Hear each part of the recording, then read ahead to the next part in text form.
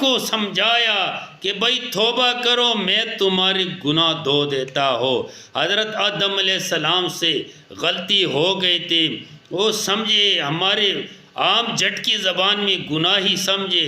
اللہ کریم نے اپنی نبی کو سمجھایا کہ میرے سے اسی طرح توبہ کرو اور اسی طرح مانگو تو میں تمہیں معاف کر دیتا ہوں۔ اللہ نے الفاظ سنا، اس کو سمجھایا، ربنا ظلمنا انفسنا وان لم تغفر لنا وترحمنا لنکونن من الخاسرین۔ آدم علیہ السلام اجتہاد دی غلطی سے اللہ کے دربار میں اتنا رویا، اتنا رویا، اتنا رویا کہ آنسوں کے لکیریں جریہ چہرے کے اوپر بن گئے، اور ایک روایت کے مطابق ایک سال تک روتے رہے حضرت آدم علیہ السلام۔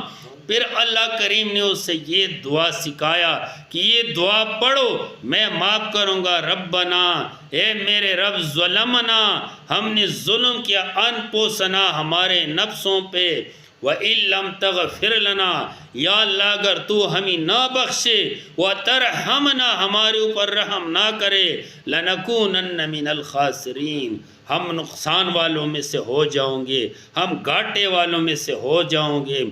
میرے بھائیو، اس نے کتنا نقصان اٹھایا آدم علیہ السلام، کیونکہ وہ جنت سے نکالا گیا اور آدم علیہ السلام اتارا گیا یہ ہمارے ہندوستان میں سرندیب میں، اور حضرت حوا ہمارے اور آپ کا والدہ حوا رضی اللہ تعالی عنہ، وہ جدہ میں اللہ تعالیٰ نے اتار دیا، اور یہ اتنے عرصے میں یہ ڈھونڈتے ایک دوسرے کو، وہ جنتی لباس ختم ہو گیا، وہ جنتی چہرے، وہ جنتی شکل تبدیل ہو گئی، اور یہ رب سے روتے روتے عرفات کے میدان پہ دونوں مل گئی، دونوں کا تعارف معارفہ ہو گیا، وہاں پہ مل گئی۔